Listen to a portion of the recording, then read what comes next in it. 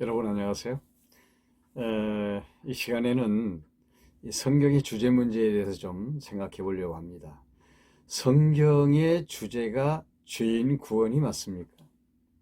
이 성경이 뭐에 대한 책이냐? 이걸 먼저 생각을 딱 하고 성경을 보는 게 굉장히 중요해요. 요즘에도 성경에 심취해서 사시는 분들이 많지는 않습니다만은 더러더러 계시는 것 같아요. 그래 고작 해봤자 성경을 듣는 것이, 교회에 가서 목사님 설교 듣는 것이 전부라고 한다면, 이건 우리 기독교인들의 이 생활 한번 다시 점검을 해봐야 될 필요가 있다고 생각합니다. 여러분, 성경은 집에서 늘 읽으셔야 돼요. 그런데 이 성경에 접근하는 방법이 굉장히 중요한데, 이 성경이 누구 책이냐? 하나님을 여호와로 알려주는 책이다, 이렇게 하고 들어가면요, 정문으로 통해서 쭉 들어가게 되는데, 이 성경은 죄인 구원에 관한 책이다, 그렇게 하고 들어가면 보이는 것이 맨 죄인 구원밖에는 보이질 않아요. 이것이 사실은 이게 전통신학의 문제점입니다. 여러분, 성경은요, 신론적 부분으로 접근을 해야 돼요. 무슨 말인가? 하나님 중심으로 접근을 해야 된다는 거죠. 왜냐하면 역사를 시작하신 분이 하나님이십니다. 창세기 1장 1절에 보면 그거 잘 나타났어요. 성경 딱 열면은 창세기 1장 1절에 뭐라고 그랬어요? 태초에 하나님이 천지를 창조하시니라, 이렇게 됐지 않습니까? 태초는 영원한 것을 말하죠. 영원한 세계에 누가? 하나님이 주어입니다. 하나님이 주어예요. 동사는 뭐냐? 하시니라. 이게 동사예요. 하나님이 하신다 하는 것이 이게 성경의 큰 주제란 말입니다. 하나님이 하시니라. 뭘 하시느냐? 천지를 창조하시니라. 하나님이 죄인을 구원하시니라. 하나님이 예수 그리스도를 메시아로 약속하시니라. 하나님이 예수 그리스도를 통해서 하시니라. 이게 성경의 내용인데, 그럼 당연히 하나님이 주어가 되어야 맞고 하시니라가 동사가 되어야 맞죠. 그러니까 성경은요, 여러분 이렇게 생각하시면 돼요. 성경은 하나님이 하신다, 그런 책이에요. 그러면 이제 그 다음에 나오는 게, 하나님이 뭘 하시지? 그랬을 때 하나님이 예수 그리스도를 통해서 하신다. 그러면 하나님이 예수 그리스도를 통해서, 그러면 또 뭘 하시는 거야? 이렇게 또 질문할 수 있겠죠. 하나님이 죄인 구원을 예수 그리스도를 통해서 하신다. 이게 바로 성경이다. 이렇게 말하면 정확하게 성경을 말하는 것이라고 볼 수 있습니다. 여러분은 어떻게 생각하십니까? 죄인 구원, 이거는요, 아주 편협된 생각에서 나오는 거예요.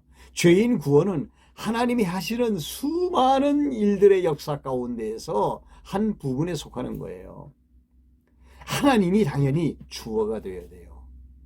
하나님이 주어가 되고, 보호가 하나님이 그리스도를 통해서 하신다. 그리스도를 통해서가 보호가 되어야 되고요. 그 안에 들어가 있는 게, 그리스도를 통해서 하나님이 뭘 하시? 죄인 구원을 하신다. 그럼 하나님이 죄인 구원만 하십니까? 이 인간의 타락도 하나님의 섭리 안에 다 들어있는 것인데, 이 세상이요, 아담이 타락하기 전에는 우리가 보는 이런 세상 아니었습니다. 무한대한 세상이었죠. 아담도 하나님이 창조하실 때 죽지 않을 몸을 주셨지 않습니까? 그의 몸이 뭡니까? 생명체 아닙니까? 그러나 네가 선악을 알게 하는 나무의 실과를 네가 따먹으면 먹는 날에는 정령 죽으리라. 하나님이 먹는 날 정해놓으시고, 하나님께서 그 아담이 사망을 당할 수 있도록 만드신 다음에 사망지대를 펼치시고, 거기에서 하나님이 하시는 일이 죄인 구원하는 일인데, 여기에는 하나님이 절대 주권을 가지시고 이 역사를 진행하신다면, 진행하고 계신다면, 하나님의 여기 뜻이 있을 거 아니에요. 이걸 우리는 하나님의 섭리의 뜻이라고 그러는데, 이거는요, 그 깊이가 말로 다 할 수 없을 만큼 깊습니다.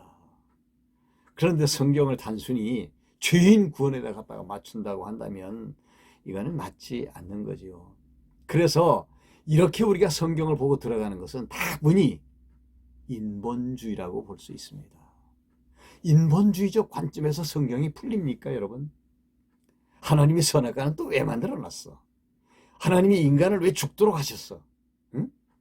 지옥은 또 왜 만들어놨어? 참 이런 문제, 응? 사람도 뭔가 할 수 있어야 되잖아. 응? 왜 하나님이 인간의 자유의지 그런 것들을 무시하고 당신이 원하는 대로 독재를 쓰고 있는 거야? 막 이런 얘기들이 성경에서 나온다는 얘기들이거든요. 이게 잘못 접근하니까 막 이런 난제들이 막 그냥 막 뒤집어지는 거 아닙니까? 여러분, 성경은요, 신론으로 접근해야 돼. 신론. 뭐예요? 하나님. 하나님으로 접근해야 돼요. 그래서 성경을 창세기 1장부터 요한계시록 마지막 장까지를 쫙 보면, 아하, 하나님이 자기 계시를 위해서 이 성경을 기록하게 하셨구나. 하나님의 자기 계시, 다른 말로 말하면 하나님의 신존재 증명. 이게요, 논리적으로 그것이 증명이 가능해요. 성경의 구조 자체가 하나님의 신존재를 증명하는 것이 가능하다고요. 하나님이 구약 성경에도 봐도 창세기에서 에스더까지 역사에 대한 섭리가 기록되죠. 그것이 바로 언약 역사 섭리예요. 거기에 대한 찬양이 나오죠. 시가서죠. 그리고 역사가 진행되는 과정에 마지막 부분에 가서 예수님 탄생 전 약 한 1000년 전 그 기간 동안에 선지자들을 일으켜서 예언하게 하죠. 잊어버리지 않게 하려고. 누구를? 메시아를. 그래서 예수 그리스도가 이 땅에 오죠. 그래서 역사의 가장 중앙에 예수 그리스도가 탄생하시고 십자가에 못 박혀 죽으시고 부활하시는 예수 그리스도의 사건이 인류 역사의 가장 중앙에 세워지게 되죠. 그러고 난 다음에 예수님께서 이 땅에 오셔서 당신이 메시아인 걸 증거하시고 보혜사 성령을 보내서 교회 역사를 진행하게 하시죠. 이 교회 역사가 하나님의 나라의 역사입니다. 예루살렘으로부터 출발해서 유럽과 저 미국과 그 다음에 돌아서 한국과 그리고 중국과 인도와 쭉 돌아서 이제 이슬람권을 지나서 이란, 이라크를 지나서 예루살렘까지 가면 이제 끝이 나죠. 그리고 주님이 다시 오시게 되겠죠. 그리고 이제 에덴 동산 닫혀놓았던 거 이제 주님이 오셔서 열어서 전 세계를 에덴 동산 만드시죠. 이게 메시아 왕국입니다. 보여주실 거 다 보여주시고 이제 마지막에 끝을 내시죠. 그게 심판이고 그리고 난 다음에 다시 영원한 세계로 우리가 다 편입되는 거 아니겠습니까? 이게 성경이에요. 그리고 맨 마지막에 하나님은 누구다? 여호와이시다. 우리 하나님은 여호와이시다. 그 하나님께 할렐루야 찬양을 올려라. 마지막 피날레. 이 시간 세계의 마지막 피날레는 찬양, 할렐루야가 맞지 않습니까? 이걸 기록하는 것이 성경인데 어떻게 성경을 죄인 구원에다가 포커스를 맞추느냐 그 말입니다. 그게 아니에요.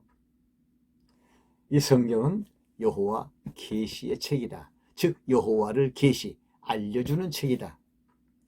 그 주제 밑에 죄인 구원, 예수 그리스도, 십자가의 구속 이거 나오는 거예요. 여러분 이제 이해하셨습니까? 성경에 접근할 때 이 책은 여호와 계시의 책 이렇게 딱 생각하시면 이건 너무너무 잘 아시는 부분입니다. 오늘 또 남은 시간 좋은 시간 보내시고 행복한 시간 보내시기를 바랍니다. 저는 조박사 성경 119의 조은구 목사였습니다. 대단히 감사합니다.